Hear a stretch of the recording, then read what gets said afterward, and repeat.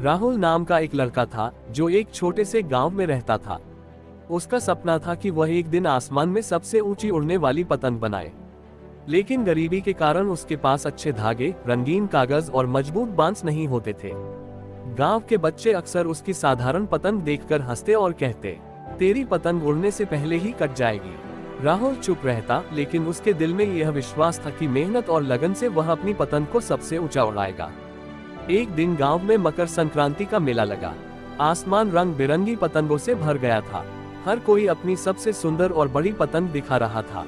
राहुल ने भी अपनी छोटी सी टेढ़ी मेढ़ी सी पतंग उठाई और आसमान की ओर दौड़ पड़ा। शुरू में सचमुच उसकी पतंग हवा में डगमगाई। लोग फिर से हंस पड़े, लेकिन राहुल ने हार नहीं मानी। उसने धागे पर खूब ध्यान दिया, सही तरीके से खींचा छोड़ा और धीरे धीरे उसकी पतंग स्थिर होने लगी।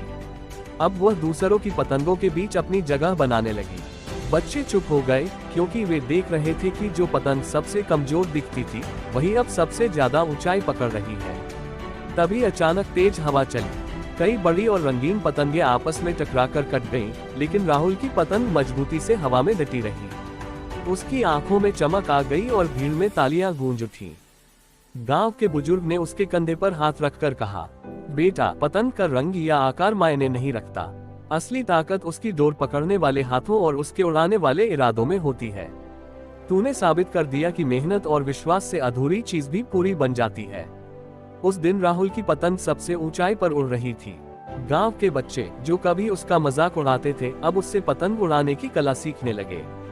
राहुल ने महसूस किया कि जीवन भी पतंग की तरह है।